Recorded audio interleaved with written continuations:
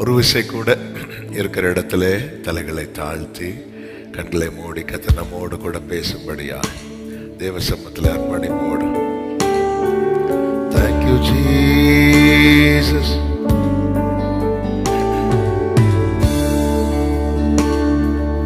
நன்றி ஆண்டவரே.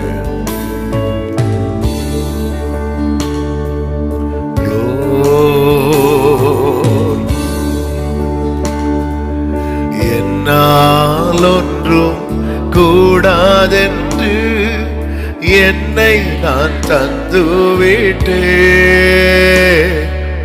உம்மால் எல்லாம் கூடும் என்று உம்மை நான் நம்பியுள்ளேன். என்னால் ஒன்றும் கூடாதென்று என்னை நான் தந்து விட்டேன். உம்மால் எல்லாம் கூடும் என்று உம்மை நான் நம்பியுள்ளேன். எல் ஷடாய் ஆமென்.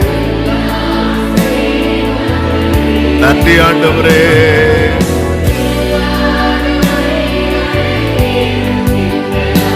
Jesus El Shaddai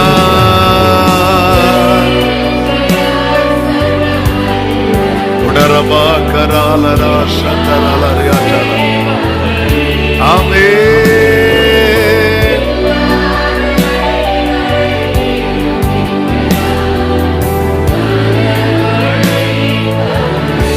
Amen. Aviragamakku செய்தவர் எனக்கும் செய்ய வல்லவர்.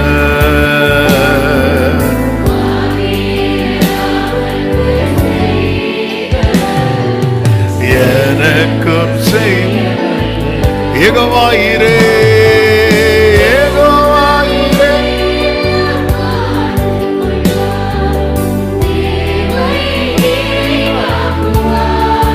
Glory.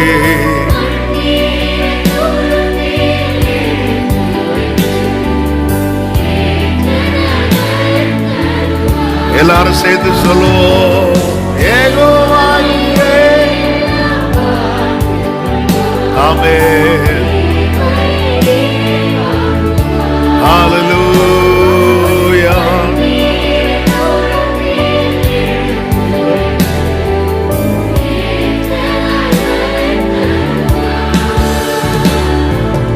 அந்நாளை களிப்பாய் மாற்றினவர் என்னையும். ஆமென். அந்நாளை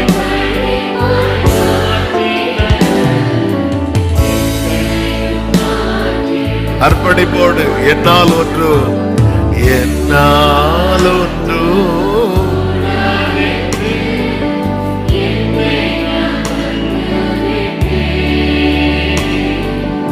உம்மால் எல்லாம் கூடும் என்று உம்மை நான் நம்பியுள்ளேன். என்னால் ஒன்றும் கூடாதென்று என்னை நான் தந்து விட்டேன். உம்மால் எல்லாம் கூடும் என்று உம்மை நான் தாழ்த்துகிறோம். குழந்தைங்க கூட பேசுங்க ஆண்டவரே. மீட்பர் நாமத்தில் பிதாவே ஆமென். ஹல்லேலூயா. மார்க் சுவிசேஷம் 9வது அதிகாரம், மார்க் 9வது அதிகாரத்தின் 27வது வசனத்தை வாசிக்க கேட்கலாம். மார்க் 9:27. இயேசு அவன் கையை பிடித்து அவனை தூக்கினான். உடனே அவன் எழுந்திருந்தான். ஒரு தகப்பன் பிசாசினால் அலைக்கழிக்கப்பட்ட தன்னுடைய வாலிப மகனை இயேசுவினிடத்தில் அழைத்து கொண்டு வருகிறான். அவனுக்கு ஆண்டவர் செய்த காரியம்தான் இங்கு சொல்லப்பட்டிருக்கிறது. இயேசு அவன் கையை பிடித்து அவனை தூக்கினார். உடனே அவன் எழுந்திருந்தான். ஆண்டவர் ஒரு காரியத்தை செய்ய ஆரம்பிச்சிட்டார்னா அதுவரை நடக்காத பல காரியங்கள் உடனே நடக்க ஆரம்பிக்கும். ஆமேன் சொல்லுங்க பார்க்கலாம். இந்த சம்பவம் நமக்கு நன்றாய் தெரியும். ஆமேன். இதிலிருந்து ஒரு 5 காரியங்களை இந்த நாளில் உங்கள் மத்தியிலே சொல்லி செபிக்கும்படி விரும்புகிறேன். கர்த்தருக்கு மகிமை உண்டாவதாக. நல்ல கவனமாய் கேட்கும்படியாக உங்களை மிகவும் அன்புடன் கேட்டுக்கொள்ளுகிறேன். முதலாவது, விசுவாசம் உள்ளவனாக. விசுவாசம் உள்ளவனாக. ஆமா, விசுவாசிங்க தான். நம்ம எல்லாருக்குமே ஒரு அடையாளம் இருக்கிறது. விசுவாசிகள் நம்ம எல்லாம் விசுவாசிக்கிறோம். ஆமென். இங்கே இந்த தகப்பன் மகனை இயேசுவின் இடத்துல அழைத்து கொண்டு வருகிறான்.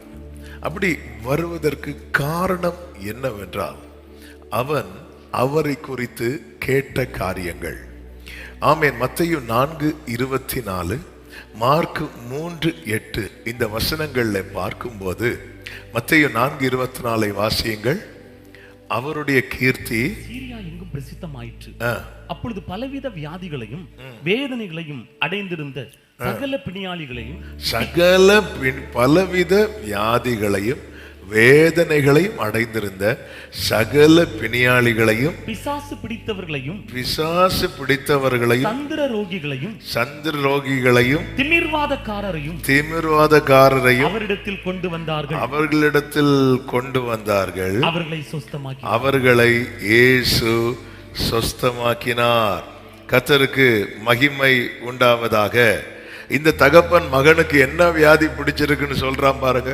மத்தேயு 17:15 வசனம். மத்தேயு 17வது அதிகாரம் 15வது வசனத்துல, ஆண்டவரே என் மகனுக்கு இரங்கும், அவன் சந்திரரோகியாய் கொடிய வேதனை படுகிறான். அப்போ ஒருத்தங்க இயேசு கிட்ட வராங்கன்னா திடீரென்று அவங்களுக்கு ஒரு நட்சத்திரம் உதித்தோ அல்லது தூதன் வந்து சொல்லியோ அப்படி வரவில்லை. அவர்கள் இயேசுவை குறித்து கேள்விப்படுகிறார்கள். அதுதான் மத்தேயு 24 பார்க்கிறோம். அவருடைய கீர்த்தி சீரியா எங்கும் பரவிட்டு. மார்க் 3:8 பார்க்கும்போது அதனுடைய பிற்பகுதியில் சொல்லப்பட்டிருக்கிறது, அல்லாமலும் தீரு சீதோன் பட்டணங்களின் திசைகளிலும் இருந்து திரளான ஜனங்கள் அவர் செய்த அற்புதங்களை குறித்து கேள்விப்பட்டு அவரிடத்தில் வந்தார்கள் என்று சொல்லப்பட்டிருக்கிறது. ஆமென். விசுவாசம் எப்படி வரும் சொல்லுங்க பார்க்கலாம். கேள்வியினாலே வரும், கேட்கிறதுனாலே வரும். ஆமென். பார்க்கிறதுனால் வருகிற காரியங்கள் இருக்கிறது, கேட்கிறதுனால் வருகிற காரியங்கள் இருக்கிறது. ஆனா விசுவாசத்தை கர்த்தர் எப்படிதான் பழக்க வைக்கிறார்? விசுவாசத்துல எப்படி பழக்க வைக்கிறார்னா பார்க்க வச்சு அல்ல, சத்தமா சொல்லுங்க, கேட்க வைத்து. ஆமென். நம்ம ஊருக்கு வந்த ஒரு அப்போஸ்தலர் உண்டு. யாரு? தோமா. அவர் சொல்லுவார், நான் பார்த்தாதான் நம்புவேன் அப்படின்னு சொல்லுவார். ஆனாலும் அவனுடைய பலவீனத்தை மாற்ற இயேசு மறுபடியும் தம்முடைய கைகளில் இருக்கிற பாடுகளை காண்பிக்கிறார். அப்படி காண்பிக்கும் போது, தோமாவே வா, டவுட்டு உனக்கு சந்தேகம் வந்துல்ல, வா வந்து தொட்டு பாரு சொன்னோன்னு ஆண்டவரேன்னு விழுந்துட்டான். அப்படி விழும்போது இயேசு சொல்லுவார், கண்டு விசுவாசிக்கிறவன் அல்ல, காணாமல் விசுவாசிக்கிறவனே பாக்கியம். காணாம எப்படி விசுவாசிக்கிறது? அதுதான் கேட்கிறதுனால. விசுவாசம் உள்ளவன். இங்கே ஒரு தகப்பன் தன் மகனை அழைத்து கொண்டு வரான் அப்படின்னா அந்த பையனுக்கு திடீர்னு வந்த பிரச்சனை இல்லை. பாருங்க, திடீர்னு ஒரு பிரச்சனை, திடீர்னு ஒரு வியாதி, திடீர்னு ஒரு பலவீனம் வந்தா சொல்யூஷனுக்கு நிறைய காரியத்தை தேட நமக்கு தோணும். ஆனா சின்ன வயசுல இருந்தே பிரச்சனையிலேயே ஒருத்தன் இருக்கும்போது நாளாக நாளாக என்ன ஆயிரும் அப்படின்னா அதுலயே பழகிருவோம். இந்த பலவீனம் என்பது, இந்த போராட்டம் என்பது திடீரென்று வந்ததல்ல, சின்ன வயசுலயே இருக்கு. சின்ன வயசுலயே இருக்கு. திடீர்னு ஒருத்தங்களுக்கு கண்ணு தெரியல அப்படின்னா எல்லா ஹாஸ்பிட்டலையும் போய் பார்ப்பாங்க. சின்ன வயசுல இருந்தே கண்ணு தெரியலன்னா அதை அப்படியே விட்டுருவாங்க. அதுக்கு அடுத்த வழி என்ன உண்டு அதுதான் பார்ப்பாங்க. இங்கே ஒரு தகப்பன் திடீரென்று இயேசுவின் இடத்துல பையனை கூட்டிட்டு வாரான் அப்படின்னா அவன் இயேசுவை குறித்து கேள்விப்பட்ட காரியம் அவனை எதுவாக மாற்றிவிட்டது என்றால் விசுவாசம் உள்ளவனாக மாற்றிவிட்டது.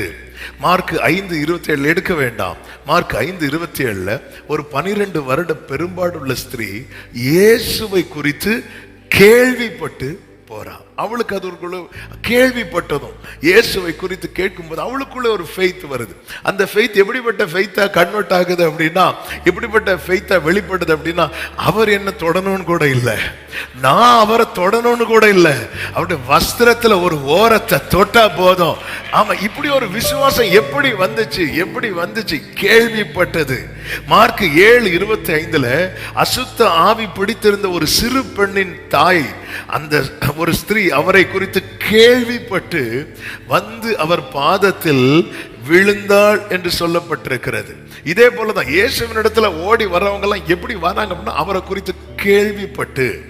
இன்னைக்கு இந்த தகப்பன் வந்து இயேசுவினிடத்தில் மகனை கொண்டு வருகிறான், மகனுடைய காரியத்தை கொண்டு வருகிறான். காரணம் என்னவென்றால் அவனுக்குள்ளே உண்டான விசுவாசம்.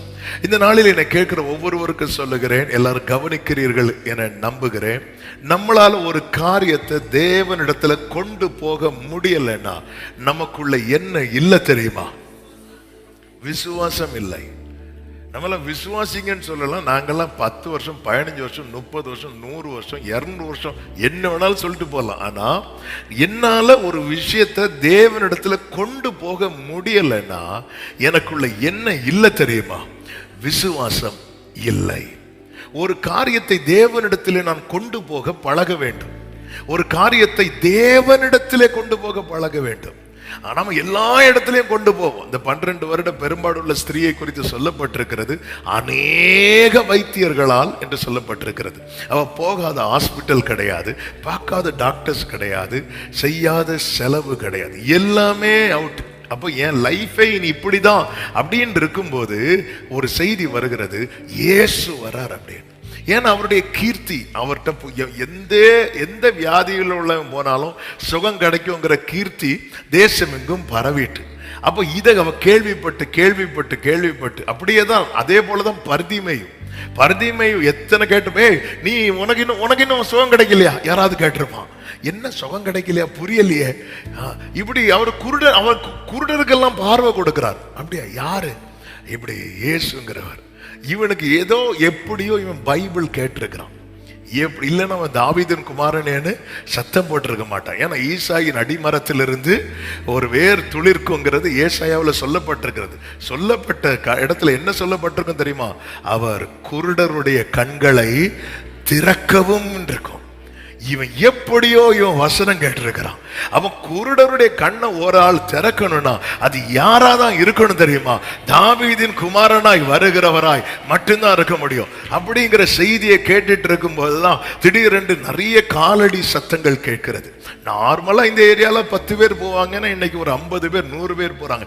என்ன கூட்டம் ஜாஸ்தியா இருக்குன்னு கேட்கும் போது சொல்றாங்க, இயேசு அப்படிங்கிறான். உடனே கத்த ஆரம்பிக்கிறான். அவனுக்குள்ள அந்த ஃபெய்த் வருது பாருங்க. அவன் தன் காரியத்தை அவரிடத்தில் கொடுக்கிறான். இந்த வசனத்தை படிக்கும் போதெல்லாம் அடிக்கடி சொல்லுகிற ஒரு காரியம் உண்டு. அந்த வழியா போற எல்லாருக்கிட்டையும் இவன் பிச்சை தான் கேட்டான். ஒரே ஒருத்தர்கிட்ட மட்டும்தான் இவன் பார்வையை கேட்டான். ஹalleluya. எல்லார்ட்டையும் கேட்டு கிடைக்கல, இயேசுட்ட அப்படி அல்ல. என்னுடைய ஃபெய்த் என்ன தெரியுமா? இந்த காரியத்தை தர அவருக்கு மட்டும்தான் முடியும். இந்த காரியத்தை செய்ய அவருக்கு மட்டும்தான் முடியும். மற்றவங்க கேட்டா என்ன? அவனுக்கு வாழ்வாதாரம், அவன் 4 பேர், அவனுக்கு வேலை செய்ய முடியாது, கண்ணு தெரியாது, உட்கார்ந்து அவன் பிச்சை தான் கேட்கணும். எல்லார்ட்டையும் ஐயா ஏதாவது போட்டு கொடுங்க, ஏதாவது போடுங்க, இப்படிதான் கேட்டிருப்பான். ஆனா இயேசு கிட்ட மட்டும் வந்து, ஆமா, இன்னைக்கு என் காரியத்தை இயேசுவின் இடத்துல கொண்டு போக முடிகிறதா? அப்படி முடியலன்னா எனக்குள்ள எது குறைவா இருக்கிறது, எது தாழ்ச்சியா இருக்கிறது தெரியுமா? விசுவாசம். அப்ப விசுவாசத்துல நான் வளர செய்ய வேண்டியது என்ன? வேதம் அழகாய் சொல்லுகிறது, விசுவாசம் கேள்வியினாலே வரும். இவங்க எல்லாம் கேள்விப்படுகிறார்கள். இயேசுவை குறித்து அதிகம் கேளுங்கள், அவருடைய வார்த்தைகளை அதிகம் கேளுங்கள். இந்த வார்த்தைகள் எல்லாம் ஆம் என்றும் ஆமேன் என்றும் இருக்கிறது. இதுல ஒரு பொய் கூட கிடையாது. நம்புறவங்க கைகளை உயர்த்தி சத்தமா ஆமேன் சொல்லுங்க பார்க்கலாம். ஒருத்தங்க வசனத்தை கேட்கிறது ஒருத்தங்களுக்கு தூரமாயிட்டு அப்படின்னா, வசனத்தை கேட்கிற அனுபவம், இயேசுவை குறித்து கேட்கிற அனுபவம் ஒருத்தங்களுக்கு தூரமாயிட்டுனா அவங்களுடைய விசுவாச நிலை என்பது குறைந்து கொண்டே இருக்கிறது. எண்ணெயில திரி வைப்பாங்க, பார்த்திருக்கீங்களா? எண்ணெய் குறையுதுனாலே விளக்கு அணைய போகுதுன்னு அர்த்தம். ஆமா, அந்த விளக்கு அணையாதிருக்க எண்ணெயை ஊற்றுவார்கள். அந்த எண்ணெய் தான் இந்த வசனம். கேட்கணும், கேட்டுக்கொண்டே இருக்கணும். கர்த்தருக்கு மகிமை உண்டாவதாக. நீதிமொழிகள் 15:30 சொல்லப்பட்டிருக்கிறது, கண்களின் ஒளி இருதயத்தை பூரிப்பாக்கும். அடுத்த வார்த்தை எப்படி இருக்கும் தெரியுமா? நற்செய்தி எலும்புகளை புஷ்டியாக்கும். ஹல்லேலூயா. நம்ம கேட்கணும். கடந்த ஒரு வாரத்தில் நாம் கேட்ட சத்தம் எது அதிகமா இருந்தது? நாம் எதை அதிகம் கேட்கிறோம்? எதை அதிகம் கேட்கிறோம்? ஆமே, தாவீது, இயேசு வருகிறார், இயேசு இங்க வரார். சகைவை பாருங்க, இயேசுவை குறித்து கேள்விப்படுகிறான். பாவிங்க ஆயக்காரர்லாம் அவங்க கிட்ட, அவர்கிட்ட போறாங்க. ஆமே, லூக்கா 15வது அதிகாரத்தில் அப்படித்தானே இருக்கும். பாவிகள் ஆயக்காரர்லாம் அவர்கிட்ட சேர்றாங்க. பாவிகள் எல்லாம் சேர்க்கிறார் அவரு, ஆயக்காரர் எல்லாம் சேர்க்கிறார் அவரு. இதெல்லாம் கேள்விப்பட்டு இருக்கும்போது திடீர்னு ஒரு நியூஸ் வருது, அவரு எரிகோல வரார் அப்படின்னு. அவ்வளவுதான். அவனுக்கு இவ்வளவு நாள் கேட்டுட்டு இருக்கிறான் பாருங்க, அவனுக்குள்ள ஒரு நம்பிக்கை வருது, அவனுக்குள்ள ஒரு விசுவாசம் வருது. நம்ம லைஃப்ல ஏதாவது ஒரு மாற்றம் இருக்கும். எனக்குள்ள இருக்கிற விசுவாசத்தின் அடையாளத்தில் ஒன்று என்ன தெரியுமா? என் காரியத்தை நான் இயேசுவினிடத்திலே கொண்டு செல்வேன். ஆமா, நான் அநேக ஃபைலை மூடிதான் வச்சிருக்கிறேன். ஆனாலும் அந்த விசுவாசம் என்ன செய்கிறது? என்னை திரும்ப அவரிடத்துல கொண்டு செல்ல வைக்கிறது, கொண்டு செல்ல வைக்கிறது. இஸ்ரவேலருக்கும் பெலிஸ்தியருக்கும் யுத்தம் நடந்து கொண்டு இருக்கிறது. ஒரு நாள் 2 கூட்டத்தாரும் அணிவகுத்து நிற்கும் போது பெலிஸ்தியர் நடுவில் இருந்து ஒருவன் எழுந்து புறப்பட்டு வருகிறான். அவன் பெயர் என்ன? கோலியாத். நீங்களும் ஆன்சர் பண்ணணும்னா உங்க தாராள மனசு அவங்க பண்ணட்டும்னு விட்டு இருக்கீங்க, அப்படி விடக்கூடாது. நீங்களும் ஆன்சர் பண்ணணும். அவங்களுக்கு நிறைய தாராள மனசு உண்டு. ஹல்லேலூயா. அவன் பேர் என்ன? கோலியாத். கோலியாத் வந்து நின்று சொல்றான், ஒத்தைக்கு வா அப்படிங்கிறான். நீங்க உங்க டீம்ல இருந்து ஒரு ஆள் அனுப்புங்க. நான் தோத்துட்டேன்னா நாங்க எல்லாம் உங்களுக்கு அடிமை, நீங்க தோத்துட்டீங்கன்னா நீங்க எல்லாம் எங்களுக்கு அடிமை. இப்படி சொல்லும் போது யாருக்குமே நிக்க முடியல. எல்லாரும் ஓடுறாங்க. 1 2 3 4 5 10 20 30 சில பாக்குறாங்க. 5க்கு அப்புறம் இவருக்கு எப்படி 10 வந்துச்சு. ஆனா ஃபுல்லா எண்ணிட்டு இருந்தேன்னா டைம் ஆயிரும். அவன் 40 நாள் இப்படி வந்து நிக்கிறான் பாருங்க. ஆமே, 41வது நாள். ஆமே, கர்த்தரால் அபிஷேகம் பண்ணப்பட்ட ஒரு தாவீது அங்கே வருகிறான். தாவீதுக்கு இந்த மேட்ரு எதுவுமே தெரியாது. தாவீதுக்கு ஒண்ணு தெரியும், என்ன? சகோதரர்கள்லாம் யுத்தத்துக்கு போயிருக்கிறாங்க, வர லேட் ஆகுது. தகப்பன் கூப்பிட்டு சொல்றார், இந்த பொருட்கள், இந்த ஃபுட் எல்லாம் கொண்டு கொடுத்து அவங்க நல்லா இருக்கிறாங்களான்னு விசாரிச்சுட்டு வா. அவன் நல்லா இருக்கிறான்னு விசாரிக்க தான் போகிறான். அது வரைக்கும் நான் இங்கே வருவதற்கு ஒரு முகாந்திரம் உண்டெல்லாம் தாவீதுக்கு தெரியவே தெரியாது. தாவீது அதே போல கொண்டு வந்த பொருட்களை எல்லாம் கொடுத்து விட்டு ஆமீன் தன் சகோதரரை பார்த்து சுகமா இருக்கிறீர்களா என்று கேட்டுக்கொண்டிருக்கிறான். ஆமீன். 1 சாமுவேல் 17:23 பார்க்கும்போது அவன் இப்படி பேசிக் கொண்டிருக்கையில் காத்தூரானாகிய கோலியாத் என்னும் பேருள்ள அந்த பெலிஸ்திய வீரன் வந்து நின்று முன் சொன்ன வார்த்தைகளையே சொன்னார். அந்த வசனத்தின் கடைசி வார்த்தை எப்படி இருக்கும் தெரியுமா? அதை தாவீது கேட்டான். அவ்வளவுதான் இருக்கும். தாவீது கேட்டான், ஆனா எந்த பதிலும் சொல்லல. அதுக்கு தாவீது ரெஸ்பாண்ட் பண்ணவே இல்லை. நான் சொல்லுகிற வார்த்தையை நல்ல கவனிங்க. தாவீது யுத்த களத்துல கேட்ட முதல் வார்த்தையே பெலிஸ்தியனுடைய வார்த்தை. தாவீது யுத்த களத்துல கேட்ட முதல் வார்த்தையை தளர பண்ணக்கூடிய வார்த்தை.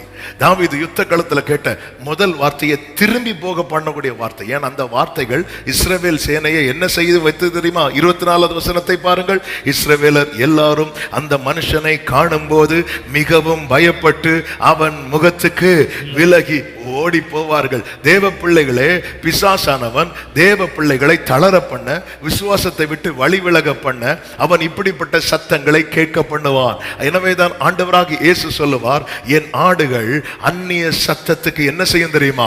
அது கேட்காது, கேட்காது. நம்ம நிறைய இப்படிப்பட்ட அந்நிய சத்தத்துக்கு ரெஸ்பாண்ட் பண்ண போய் தான் நம்மளால விசுவாசத்துல நிக்க முடியாம தளர்ந்து போயிருக்கிறோம். தாவீது அதை கேட்டான், ஆனா எந்த ரியாக்ஷன் தாவீது கிட்ட வரல. அதுக்கு அவன் ரெஸ்பாண்ட் பண்ணல. நம்ம ரெஸ்பாண்ட் பண்ணதான் அந்த வேர்டு நமக்குள்ள போகும். தாவீதுக்குள்ள அந்த வேர்ட போக கூடாதுங்கிறதுல தாவீது கிளியர். தாவீது பாருங்க, சிங்கத்துக்கு வாய்க்குள்ளேருந்து ஆட்டுக்குட்டி எடுக்கிற அளவுக்கு அவருக்கு ஒரு துணிச்சல், தைரியம் இருக்கு. அவன் இப்படி பேசும்போது தாவீதுக்கு விறுவிறுன்னு தான் வருது.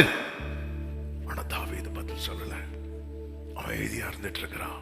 அப்படி இருக்கும்போது தான் 25வது வசனத்தை பாருங்கள்.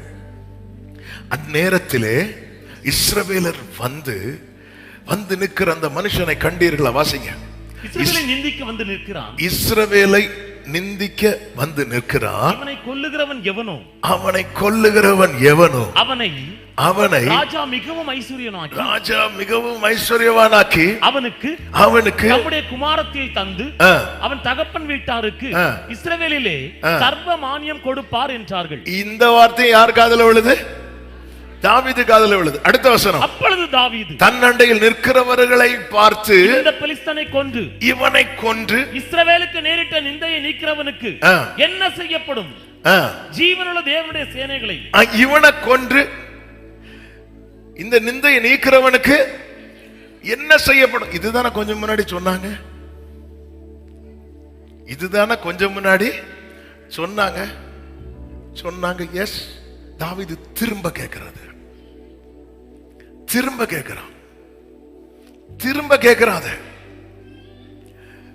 பெலிஸ்தியன் சொன்ன காரியத்தை திரும்ப கேட்க விரும்பல. என்ன சொன்ன அப்படி கேட்க விரும்பல. நம்ம என்ன சொன்னேன்னு கேட்கும் போது திரும்ப கூட 4 வார்த்தையை போட்டு சொல்லுவாங்க. அதை திரும்ப கேட்க விரும்பல. ஆனா நற்செய்தி இருக்கு பாருங்க, ஃபியூச்சர் இருக்கு பாருங்க, அதை அவன் திரும்ப கேட்கிறான். ஆமா, என்ன செய்வாங்க? திரும்ப கேட்கிறான். இப்படி திரும்ப கேட்க யாருக்கு கோவம் வந்துட்டு தெரியுமா? தாவீதுக்கு, சகோதரனுக்கு கோவம் வந்துட்டு. சில செய்தியை நம்ம திரும்ப கேட்டா வீட்டுல இருக்கவங்களுக்கு கோவம் வரும். என்ன, அதை தானே முடிஞ்சதை போட்டு திரும்ப கேட்டுட்டு இருக்க. அதான் முதல் சர்வீஸ் கேட்டல, 2வது சர்வீஸ் கேட்டுட்டு இருக்க. திரும்ப கேட்கும் போது அவன் அதை திரும்ப கேட்கிறான். விசுவாசம் உள்ளவனாகும் வரை வார்த்தையை கேட்டுக்கொண்டே இருக்க வேண்டும். கரங்களை உயர்த்தி ஆமென் சொல்லுங்க பார்க்கலாம். நம்ம கேட்டு விட்டு விடுது. அவன் திரும்ப கேட்கிறான். ஆமா, என்ன செய்வாங்க? நான் அதை இப்படி பார்த்து சொல்லுகிறேன். ஆமென். இப்படி கௌலியாத்து பேசிட்டு இருக்கும் போது தாவீது இப்படி எல்லாரையும் இப்படி பார்த்துட்டே இருந்திருப்பான். திடீர்னு பக்கத்துல இருந்து சத்தம் கேட்குது. இவனை கொல்றவனுக்கு ராஜா பெரிய சம்மான்கள்லாம் கொடுக்க போறார், மருமகனெல்லாம் ஆக்க போறார். ராஜா என்ன செய்ய போறார்? தன் மகளை, எந்த மகளை, யாரை, அதாவது அவனுக்கு அதுதான் கேட்கணும். ராஜா என்ன செய்ய போறார்? ஓ, இப்படி பண்ண போறாரா, இப்படி உயர்த்த போறாரா? அது திரும்ப கேட்கிறான். இப்படி கேட்டுட்டு இருக்கும் போதுதான் சகோதரன் வந்து, உன் அகங்காரம், உன் துணிகரத்தை நான் அறிவேன் சொல்லும் போது, இப்போ தாவீது சொல்றான், நான் வந்ததற்கு ஒரு முகாந்திரம் இல்லையா? என்ன, இந்த யுத்த களத்தில் என் காதுல ஒரு நற்செய்தியை கர்த்தர் கேட்க வைத்திருக்கிறார் என்றால், glory, என் வாழ்க்கையில ஏதோ ஒன்றை கர்த்தர் செய்ய போகிறார். இந்த பகல் வேளையில நீ இருக்கிற போராட்டமான நெருக்கமான சூழ்நிலையில உங்க காதுகளில் ஒரு நற்செய்தியை கர்த்தர் கேட்க பண்ணினது உண்டானால், இந்த சூழ்நிலைக்குள்ளே நீங்கள் வருவதற்கு ஒரு முகாந்திரம் உண்டு. சத்தமா விசுவாசிக்கிறவங்க கைகளை உயர்த்தி ஆமென் என்று சொல்லி 29 அவனை விட்டு 29 நான் வந்ததற்கு ஒரு முகாந்திரம் இல்லையா என்று சொல்லி அவனை விட்டு வேறு ஒருவனிடத்தில் திரும்பி அந்த பிரகாரமாகவே கேட்டான். மீண்டும் கேட்கிறான். அதாவது என்ன விசுவாசம், நம்பிக்கை இருக்குல்ல, இதோட சேர்ந்து வரக்கூடியதுதான் தைரியம். அவனுக்குள்ள அந்த faith, அது எழும்பி அவன் எலும்புகளை புஷ்டியாக்க, அவன் தூரத்தில் இருந்து வரும் நற்செய்தி விடாய்த்த ஆத்துமாவை சம்பூர்ணம் அடைய பண்ணும் என்று வேதம் சொல்லுகிறது. நீதிமொழிகள் 25:25 தூரத்திலிருந்து வரும் நற்செய்தி விடாய்த்து போன ஆத்துமாவை, குளிர்ந்த தண்ணீர், விடாய்த்த ஆத்மாவுக்கு கிடைக்கும் குளிர்ந்த தண்ணீருக்கு சமாதானம். விடாய்த்த, ஆமென். ஹalleluya. ஃபர்ஸ்ட் சர்வீஸ்ல ஒரு காரியத்தை சொன்னேன். கல்ஃப் கண்ட்ரீஸ்ல ஒரு குறிப்பிட்ட நாட்டுக்கு ஊழியத்துக்காக போயிருந்தேன். பல இடத்துக்கு ஆண்டவர் போக வச்சிருந்தாலும் ஒரு குறிப்பிட்ட நாட்டுக்கு ஊழியத்துக்கு போகும்போது அந்த இடத்துல மினிஸ்ட்ரி ஸ்டார்ட் பண்ண ஆரம்பிச்சதும் வேர்டு வந்து மடையை திறந்து விட்டது போல வந்துட்டே இருக்கு. ஜனங்க ஆரவாரம் என்ன, அவ்வளவு கண்ணீர் கழிப்பு. வேர்டு 1 மணிக்கு ஒரு செய்தி 1:30 மணிக்கு ஆகுது, போயிட்டே இருக்குது. அப்போ மீட்டிங் முடிஞ்சு பக்கத்தில் ஒரு பாஸ்டர் இருந்தார். அவர்கிட்ட சொன்னேன், என்ன ஃப்ளோ, பயங்கரமான ஃப்ளோவா இருக்குன்னு சொல்லும் போது அவர் சொன்ன வார்த்தை, அது நாங்க காஞ்சி கிடக்கிறோம் பாஸ்டர் அப்படின்னாங்க. அதாவது நாங்க காஞ்சி கிடக்கிறோம். இந்த இது எங்களுக்கு அங்கே வந்து ஒரு மீட்டிங்கே எங்களுக்கு வந்து ஒரு பெரிய சேலஞ்சான காரியம். வசனமே. அப்போ இந்த இடத்துல நீங்க எவ்வளவுதான் ஊத்தினாலும், ஆமே, அங்க வந்து ஊத்திட்டு திரும்பி பார்க்கக்குள்ள இங்கே தானே சிலருக்கு இலையில சாப்பாடு வச்சு திரும்புறதுக்குள்ள காணாம போகும் தெரியுமா? அப்படி ஊத்திட்டு திரும்பி பார்க்கறதுக்குள்ள இங்கே தானே இவ்வளவு தண்ணி ஊத்துறோம். ஆமே, தூரத்துல இருந்து ஒரு நற்செய்தி, ஒரு செய்தியை தாவீது தான் ஜெயிப்பதற்கு இந்த யுத்த களத்திலிருந்து நான் முதுக காட்டி ஓடக்கூடாது, நான் ஜெயித்தவனை தான் திரும்பணும். அதுக்கு எனக்கு என்ன தேவை? எனக்கு விசுவாசம் தேவை. அந்த விசுவாசம் எப்படி வரும்? கேட்கறதுனால வரும். அந்த விசுவாசம் வரது வரைக்கும் தாவீது யாரு என்ன சொன்னாலும் பரவாயில்ல, யார் நிந்தித்தாலும் பரவாயில்ல, அவன் திரும்ப திரும்ப திரும்ப திரும்ப திரும்ப திரும்ப கேட்டு கொண்டிருந்தான். அதுவரை வந்து நின்ற கோலியாத் அதன் பிறகு வந்து நிற்க கர்த்தர் விடவில்லை. ஆமென். நீ ஆபத்து காலத்தில் சோர்ந்து போவாயானால் உன் பலன் குறுகி போயிட்டு. உங்க விசுவாசத்தை ஆமென் அவர் ஆரம்பித்திருக்கிறார். இனி வளர பண்றதுக்கு தான் அவர் தண்ணீராகிய இந்த வசனத்தை அனுப்பி கொண்டே இருக்கிறார். கடந்த ஒரு வாரத்தில் நாம் அதிகம் கேட்ட சத்தம் எது? எப்படிப்பட்ட சத்தம்? ஐயோ, இது நடக்கல, இது போச்சு, இது கிடைக்காது, இனி அவ்வளவுதான். யூடியூப தொட வழியில தொட்டா யுத்தம் யுத்தம் யுத்தம், அலறல் சத்தம். எங்க நம்மளை சுத்தி நடக்கிற சத்தம் நம்மை தளர பண்ணி, நம்மை குறுக பண்ணி, நம்முடைய எல்லாம் இதோட போச்சுங்கிற நிலைமை தானே. இந்த நிலையில் தானே ஆமென் விடாய்த்த ஆத்துமாவே குளிர பண்ண ஆமென் ஒரு தண்ணீர் எப்படி தேவையோ அது போல ஒரு நற்செய்தி அவர் அனுப்பி கொண்டிருக்கிறார். அனுப்பின செய்தியை தாவீது எப்படி அதை விசுவாசம் உள்ளவன் ஆகிறான் பாருங்க. திரும்ப திரும்ப திரும்ப. நீங்க விசுவாசம் உள்ளவன் ஆகாத வரைக்கும் உங்க மேல இருக்கிற அபிஷேகம் அப்படியே தான் இருக்கும். உங்க மேல இருக்கிற கிருபை அப்படிதான் இருக்கும். உங்க மேல இருக்கிற அழைப்பு, உங்க மேல இருக்கிற கிருபை, உங்க மேல இருக்கிற அபிஷேகம் உங்களுக்கு கை கொடுக்கணும்னு விரும்புறீங்களா? விசுவாசம் உள்ளவர்கள் ஆகுங்கள். அது எப்படி செயல்படுகிறது என்பதை அன்னைக்கே பாப்பீங்க. இனி ஒரு 10 நாள் அல்ல, இனி ஒரு 20 நாள் அல்ல, இனி ஒரு 30 நாள் அல்ல. திரும்ப திரும்ப வசனத்தை கேட்கணும். கேட்டு கேட்டு கேட்டு இப்போ இந்த மேட்டர் எங்க வர பேசப்படுது தெரியுமா? சவுல் இடத்தில் பேசப்படுகிறது. சவுல் சமூகத்தில் இப்போ தாவீது வந்து நிற்கிறான். எப்படி தாவீதே விசுவாசம் எங்க கொண்டு விட்டுச்சு பாருங்க. இந்த வார்த்தை எங்கிருந்து பேசப்பட்டதோ, எங்கிருந்து வெளிப்படுத்தப்பட்டதோ. சவுல் தானே சொல்லுவாரு, அவனை கொல்றவனுக்கு நான் இதை பண்ணுவேன். அந்த இடத்துல இப்ப தாவீது வந்து நிற்கிறான். ஆமா, நமக்கு தூரத்திலிருந்து வார்த்தை வருகிறது. இந்த வசனத்தை ஆமா நீங்க விசுவாசித்து உறுதியா நின்னீங்கன்னா உங்க காரியம் தான் தேவ சமூகத்தில் பார்த்து கொள்ளப்படும். அதாவது கொஞ்சம் யோசிச்சு பாருங்க, அந்த இடத்துல எத்தனை பேர் இருப்பாங்க. அப்ப எல்லாரும் கோலியாத்துக்கு மேல ஒரு பயம் இருந்தாலும் எல்லாருக்கும் ராஜாவுக்கு மருமகன் ஆகிறது மேல ஒரு ஆசை இருக்கிறது. எத்தனை பேர் ஆசைப்பட்டாலும் யாருடைய ஃபைல் தான் கையில் எடுக்கப்பட்டது தெரியுமா? இந்த விசுவாசிச்ச தாவீதுனுடைய ஃபைல் தான். தாவீது அவன் யுத்தத்துக்கு ப்ரிப்பேர்டா போகல.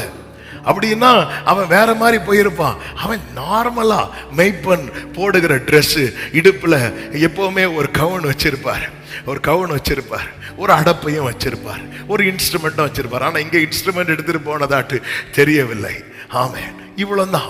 இதுல யுத்தத்துக்கு போறது மாதிரியா இருக்கு இல்ல. ஆனா செய்தி வருது பாருங்க, செய்தி வருது பாருங்க. நம்ம தொய்ந்து போகும்போது ஆமா நாம் ஆண்டவரே எனக்கு என்கிட்ட ஏதாவது பேசுங்க, பேசின வார்த்தை எனக்குள்ள ஃபெய்த்தை கொடுக்கணும். கொடுக்கலையா நான் அதை திரும்ப கேட்கணும், இதனால் செய்யாம ஆண்டவரே என்னை விசுவாசம் உள்ளவன் ஆக்கும் அப்படி சொன்னாலும் ஆக முடியாது.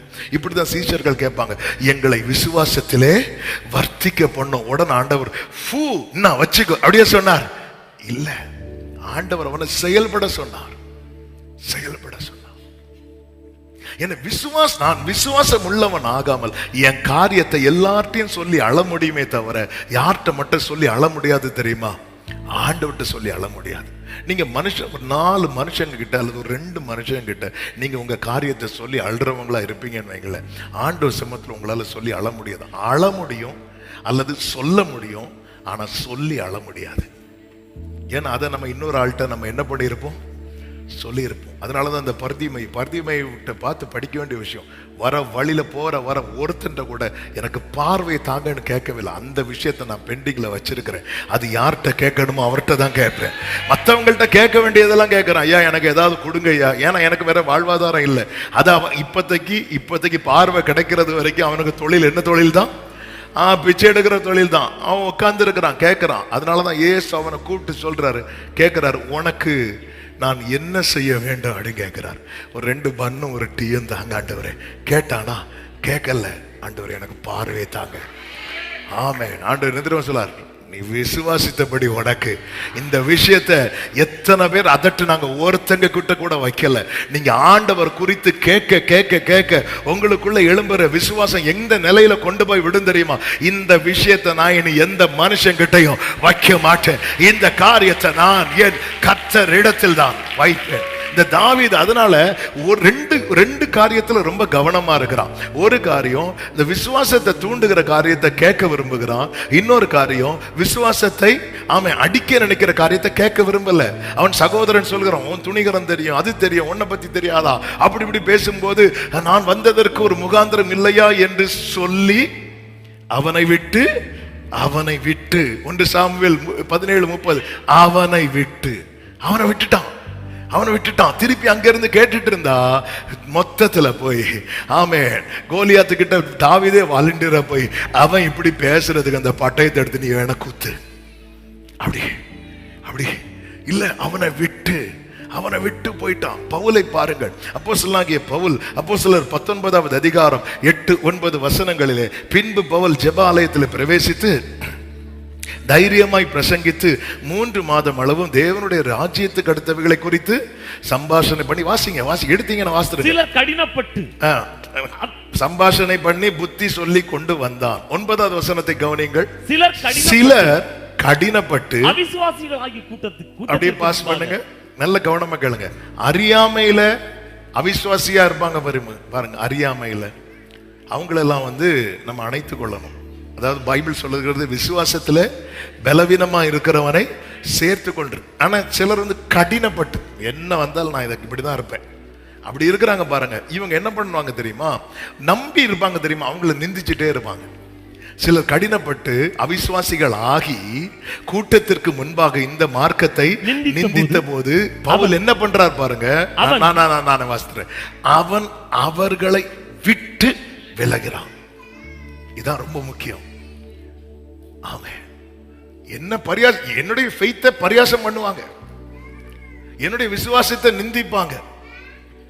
ஆனா நான் திருப்பி அதிலே இருந்துட்டு இருந்தேன்னா நான் டவுன் ஆயிருவேன். அதனால பவுல் என்ன பண்றாருன்னா அவர்களை விட்டு விலகிறான். தாவீது தன் சகோதரன் தன்னை நிந்திக்கிறான், அவனை விட்டு விலகிறான். இன்னைக்கு சில காரியத்தை விட்டு விலகாததுனால சபைக்குள்ள எழும்பின விசுவாசம் வீட்டுல போனதும் டவுன் ஆயிட்டு. விலகணும்னா உடனே டைவர்ஸ் அப்படி இல்லை. விலகணும் தெரியும், அந்த சத்தம் இனி என் காதுல விழவிடக்கூடாது. நான் அவன் உடனே வேற ஏதோ இயேசுவை பார்த்திருக்கீங்களா? சில காரியத்தை அவரை குற்றம் கண்டுபிடிக்கணும்னே பேசும்போது அவர் சும்மா வேற ஏதோ பண்ணிட்டு இருப்பார். திடீர்னு பார்த்தா மண்ணில் சில பார்க்க எங்க வீட்டு முன்னாடி மண்ணில் இருந்தா நாங்களும் விளையாடி இருப்போம். இல்ல அவர் அந்த மைண்ட் அதுலயே வைக்கல. இயேசு கிறிஸ்து சொந்த ஊர்ல போகும்போது ஜீசஸே அப்படிதான் பண்றாரு. இவன் தச்சனுடைய குமாரன் அல்லவா? இயேசு விலகி போயிட்டாருன்னு இருக்கு பைபிள்ல. அங்க நிறைய பிணியாளிகள் வராங்க. அங்கே அவர் ஒரு அற்புதமும் அதுக்கெல்லாம் டைம் இல்லை, அப்புறம் பார்த்துக்கலாம் சொல்லிட்டு கிளம்பிட்டார். ஆண்டவரே நீங்க இப்படி கிளம்பிட்டீங்கன்னா அவங்க சொல்லுவாங்க இயேசுவால அது கூடாதுன்னு சொல்லிட்டு போட்டு அவர் கிளம்பிட்டார். நம்மள டவுன் ஆக்குறான் சுத்தி இருந்து. பவுல் பாருங்க, அவர் விசுவாச வீரர், எல்லாம் ரைட்டு தான். அவர் விலகுனது மட்டும் இல்ல, அவன் வார்த்தையை கேட்டு கொஞ்சம் விசுவாசிச்சுட்டு இருந்தாங்க பாருங்க. ஆமென். சிறு சீஷரை அவர்களிலிருந்து பிரித்து கொண்டு தீரன்னு என்னும் ஒருவனுடைய வித்தியாசாலையில அங்க போய் அவன் பேசிட்டு இருக்கிறான். வேண்டாமா? வேண்டாம். சிலர் இருக்கிறாங்க தெரியுமா, எக்கேறு கட்டு போட்டு நான் போயிடுறேன், என் குடும்பம் எப்படி போனா எனக்கு என்ன, நான் வந்துருவேன். அப்படி இல்லை. அவன் அதுல உத்தரவாதம் எடுக்கிறான். ஒரு பவுலுக்கு நிக்க முடியல. பவுல் பார்க்கறான், நம்மளே டவுனாக்க பாக்குறாங்க. அப்ப விசுவாசத்துல இப்ப எழும்பனவன் அவனே நம்ம கூட்டிட்டு போவோம், கூப்பிடுறான், வாங்க நம்ம இங்கிருந்து போயிடுவோம். வேண்டாம் வேண்டாம் வேண்டாம், இதெல்லாம் கேட்க வேண்டாம். சில காரியம் அதனாலதான் அந்நிய சத்தத்துக்கு விலகி ஓடுமா. அது என்னன்னு கேட்போம், என்னன்னு கேட்பாங்க. சில பிள்ளைங்க பாருங்க, நல்ல ஸ்பிரிச்சுவலா தான் வளருவாங்க. சில சொந்தக்காரங்க என்ன பண்ணுவாங்கன்னா, எதையாவது ஃபீட் பண்ணி விடுவாங்க. ஒரு மாசம் அல்லது 2 மாசம் அல்லது 2 வாரம் சொந்தக்காரங்க வீட்டில் போய் நிற்பாங்க பாருங்க. அவங்க எதையாவது ஊட்டி விட்டுருவாங்க. அதுவரை பைபிள் படிச்ச பிள்ளை அதுக்கப்புறம் பைபிள் படிக்காது. அதுவரை ஜெபிச்சிட்டு இருக்கிற பிள்ளை அதுக்கப்புறம் ஜெபிக்காது. அதுவரை ஆண்டவரை நம்பிட்டு இருக்கிற பிள்ளை அதுக்கப்புறம் கேள்வி கேட்க ஆரம்பிச்சிடும். உண்மையிலே ஆண்டவர் இருக்கிறாரா? ஆண்டவரை படைத்தது யார்? என்ன ஒரு விஞ்ஞானி! ஏதோ ஃபீட் பண்ணிடுவாங்க. அவன் பவுல் பாருங்க, நான் என்ன காக்குறது மட்டும் இல்ல, என் கூட இருக்கிறவங்க என் வார்த்தையை கேட்டு நம்பிட்டு வரான் 4 பேர், அவனும் காக்கப்படணும். அவர்களை பிரித்து பவுல் தூரம் போனான். பவுல் அந்த இடத்துல இருந்து அப்பாலே போ சாத்தானே அவங்கள துரத்தல. நம்மளை எப்போ எந்த காரியம் டவுன் ஆக்கும்னு நமக்கு தெரியும். எப்பவுமே நீங்க பாருங்க, அடிக்கடி சொல்ற எக்ஸாம்பிள், ஒரு செடி உண்டு. அந்த செடிக்கு பேர் வந்து டச் மீ நாட். அது எப்படி சொல்லுவாங்க? தொட்டா இல்ல, அவங்க கரெக்டா சொல்லுவாங்க, தொட்டா புரியல பாத்தீங்களா? அதான் அது தொட்டா சுருங்கின்னு சொல்லுவாங்க, தொட்டா வாடி. அந்த செடிக்கு வந்து ரியல் நேம் என்ன தெரியுமா? Touch me not. அதன் அர்த்தம் என்ன தெரியுமா? என்ன தொடாத. ஆனா ஒரு 10 செடி இருக்கு, நம்ம போறோம், இந்த செடி சென்டர்ல இருக்கு, நம்ம எந்த செடியை தொடுவோம் தெரியுமா? நான் பார்த்தேன்னு வைங்களேன், பிரைஸ் லார்ட் ஹalleluya அப்படி வச்சுட்டு வருவேன். அப்படி வைக்கும் போது என்ன ஆகும் தெரியுமா? எதுக்கு தொடுறோம் சொல்லுங்க? அது சுருங்குறத பாக்குறோம். ஏன் வேற செடியை தொட மாட்டேங்கிற? அப்படி தொட்டாது. நீ தொட்டா சுருங்க மாட்டேன்னு தெரிஞ்சா உன்னை தொட மாட்டான். நீ தொட்டா சுருங்குவேன் தெரிஞ்சா நம்மளே தொடுறோம். இதான் சத்துரு. இவனை இங்க தொட்டா சுருங்குவான். கரெக்ட். இவனை இங்க தொட்டா சுருங்குவான். நம்மளே எப்படி செய்யறோம்? நம்மளை விட வித்தக்காரன்.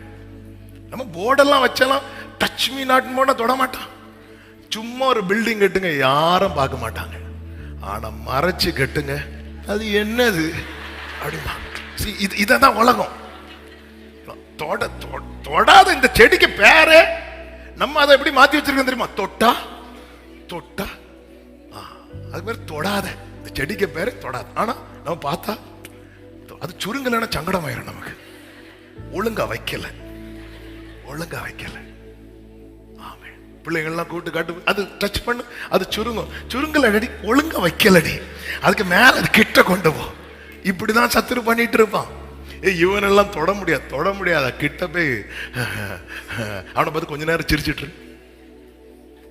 சிரிச்சிட்டு இப்படி இவ்வளவு வை, அவ்வளவுதான் சுருங்கிடுவான். ஆமே. கொஞ்ச நேரம் அவங்கள பார்த்து சிரிக்காம சுருங்கிடுவான். எத்தனை பேர் இப்படி சுருக்கிறான் தெரியுமா? இந்த விசுவாசம் தான் என் ஆண்டவர்கிட்ட நெருங்க வைக்கும். இந்த தகப்பன் ஆண்டவரிடத்துல வருவதற்கு காரணமே அவன் விசுவாசம் உள்ள வரான். தன் பிள்ளைய தூக்கிட்டு வரான். காரியத்தை இன்னைக்கு 5 காரியம் தான். ஆனாலும் இந்த ஒரு காரியம் ரொம்ப முக்கியமான காரியம் ஆனதுனால இதை நான் சொல்ல, நம்மளுடைய காரியத்தை கரெக்டா ஆண்டவர்கிட்ட கொண்டு போக முடியல.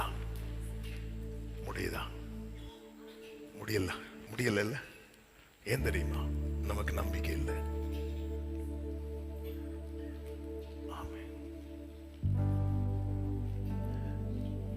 என் பாதையெல்லாம் அந்தகாரம் சூழ்ந்தாலும், வாழ்க்கை முடிந்தது மறுவாழ்வு இல்லை என்றாலும், என் என்னை தேற்றுவதற்கு யாரும் இல்லை. நம்புவே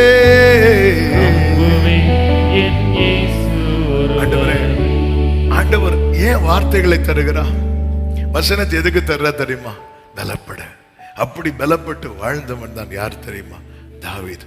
எனவே தான் ஆண்டவர்கிட்ட சொல்வார், ஆண்டவரே நீ என்னை நம்ப பண்ணின வார்த்தையும் அது அடியனுக்காக நினைத்தரணும், நினைத்தரணும். விசுவாசம் உள்ளவனாக